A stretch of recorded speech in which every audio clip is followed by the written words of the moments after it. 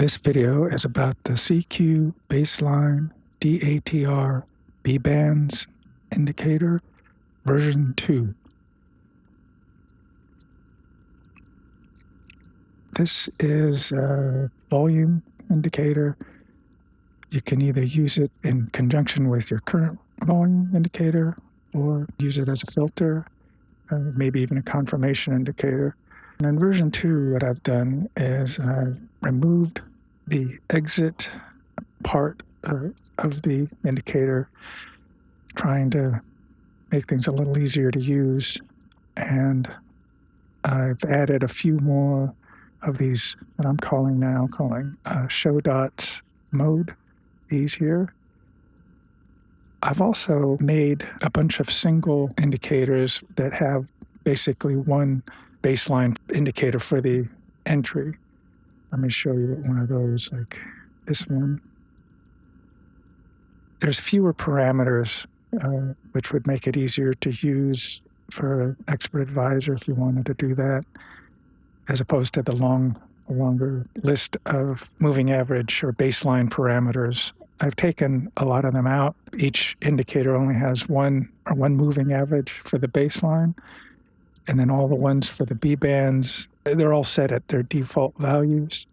You still get a wide variation without dealing with any of the moving average parameters. Anyway, there's a whole bunch. That's what all these over here, I have, currently this is what we have. I've also consolidated all the parameters that you would most likely use or change right into this area. This is the deviation, which you probably will be changing that a lot. And then these all control the exit envelope and then the entry envelope. But the green, as usual, are the entry envelopes, or B-bands, and then the red is the exit envelopes. And I'll explain what these are as we go through these various parameters, especially when we get to this. But I added this, how the dots are drawn. I draw the dots using the close, the baseline applied price, or a moving average. And the moving average is this. This is the period, and this is the type. Just have the 4 basic types.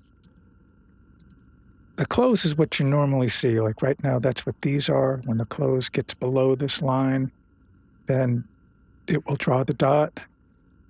The thing is, if you go down here and you change this applied price to say something like this Heikin-Ashi, trend biased, and then you set this to use the baseline applied price to draw the dot. A number of these, like see this one here, the close isn't normally there. The close would be up here. It wouldn't draw the dot there normally. Same here. So that's why it will look funky, because that's what you're telling it to do. The other thing is this moving average will, depending on some it works well, some it doesn't. I'm going to change this so you can see it. Anyway, you can see that when the moving average gets above, as opposed when the close gets above, on some of these, you can just experiment with it. On some of them, it works really well. Other ones, it's not, doesn't help at all. So that's what this draw the dots thing basically is. Usually, you'd probably just want to leave it on the close if you don't want to mess with trying it. But if you're looking for something a little different or have some time, you can try that. Here's the baseline in this version, which is BBands 2. You have all these baselines to choose from. And down here, this is where the various baseline parameters are. And then down here even further, this is where all the B-band moving average parameters are, where you would change them. Again, what I did is I consolidated all this, tried to get them all closer together so you wouldn't have to spend so much time looking around to find out which one you want to change. We also have the same entry bands. There's a number of modes you can choose from, where the first one is the DATR, which is the directional ATR. It calculates it and then applies a Bollinger Band algorithm to it and draws it on here, and that's what you're seeing. And there's an alternate DATR calculation, slightly different. Then there's the same thing, but reversed. The upper is reversed with the lower. Then we have the alt reversed, which is the same type of thing. If you were to select the price input and SMA, you would be getting somewhat closer to a normal Bollinger Band calculation.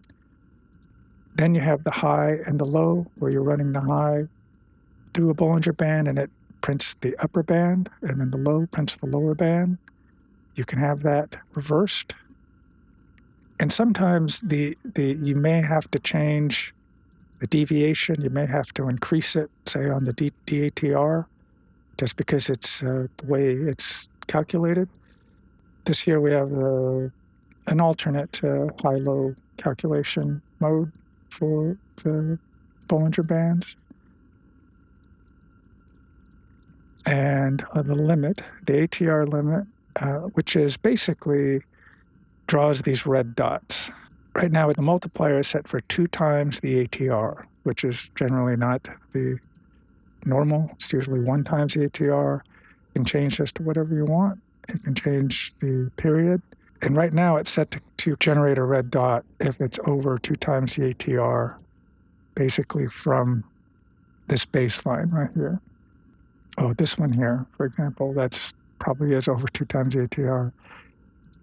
It has the close to close is higher than this value, this ATR limit.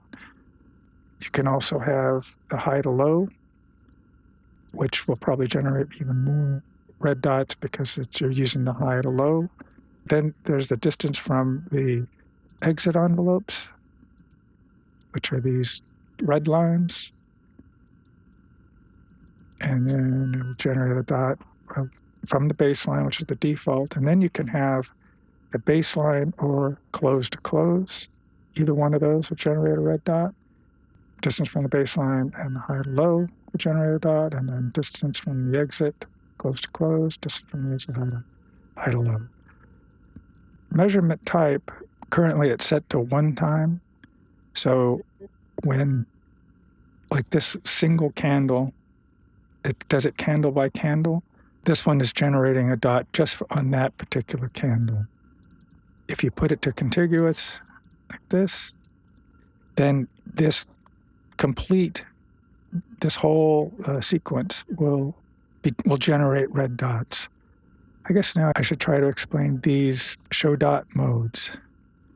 And we'll just start with the first one, which is price above, below, or below the entry band, which right now you can barely see this red band probably, but the green band is the entry band, and if price gets above it or below it, then it generates a dot.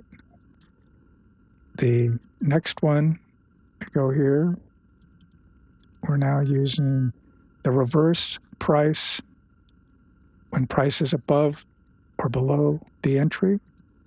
And what reverse means is the Bollinger Band is tied to this upper level, and it's pushing down. The upper one pushes down, while the lower one pushes up. So that's what the reverse basically means. The way it's read is when price is above or below the entry lines, generate a red dot. You can change these. For example, we can make it 3 because and it'll move it up. And now you don't get hardly anything. And then you can move this down because we're using the exit envelopes as the anchor, the attach point. You can get a lot more in there, depending. And then at the same time, let me put this back to 3. And now you can see what that looks like. The deviation works backwards. So when you say I make it 2, it's pushing it down, so you actually you get more. It's going the opposite way of what you normally would think a Bollinger Band would go. And then if you put this like at 0.5, then it ends up being closer to the exit band. So in essence, that's how a lot of these modes are, the new different modes. And this next one, price is above or below the exit envelope, and it'll print a dot. So if you made this 1, make it wider, you get fewer choices. I mean, it's pretty simple. That's a pretty simple one, if you wanted that one. And there's no entry B-bands are used. Okay, and then the next one is this. This is the default. It's when the entry bands must be above or below the exit envelopes. Blue dot and up dot to be drawn. Price has to be above the baseline here. And then this entry band, the green band, B band, is above the exit red band, so it draws a dot. And here it is too, even though price is below. It just has nothing to do with price. It basically is just measuring using the entry envelope and the exit envelope. Like here, the lower entry B band is below the exit envelope, so it draws a dot. So that's how come you get this particular look. The next mode is when price is above the entry and the entry is above the exit, below the exit. So price is either above or below the entry bands, and the entry bands are above or below the exit bands, which is what we have here. Because here we have price is above both the exit and entry bands, and the entry band is above the exit band. Same here. This is not a bad algorithm. I think it's, Okay, this next one is another reverse one, which is reverse price, number 6. Reverse price, where price is above or below the entry, and then price is within the exit bands. And these are the exit bands, and the entry B bands are attached to this upper, and then the lower one's attached to this bottom band. And again, they're pushing in, but price has to be within this exit area. Like, see this one, it doesn't get a dot, even though it's above the entry band. It's not within this exit area. So this is one way you could keep it within a certain ATR of the baseline, if that's important. Okay, the next mode is the reverse outer price, when price is above or below the entry. This is actually just an envelope indicator. These, you don't see these. These sort of manipulate these entry envelope B bands here. These are what's being used when you have outer in the name, that the B bands, instead of being attached, say, to the exit, they're attached to this outer envelope. And what this one is saying is that the price has to be above or below the entry band. So it's pretty straightforward. As you can see, if it's above or below, if it gets inside here, it doesn't print a red dot. And then there's no exit. Envelopes are not being used, so there's no red to come there. I turned it off. You can change this stuff. For example, the outer band again, say you want it, move it up higher. As you can see, there's fewer candles now that are available. And if you want to change the ATR period, you can do that. You can lower it again. And changing anything on the exit won't change anything. It also has an inner envelope here, which I should probably say we'll put it to 5. Actually, I won't put it to anything because I want you to see the difference that it does. Okay, you see here where it gets kind of narrow? This inner band on the entry B band set this to 0.5. Now you see how it widened that up? That's the minimum. That's an inner band, and it won't go past that inner band. So if you have this to 0, it will basically go on this reverse outside. It will go all the way to and stop at the baseline itself.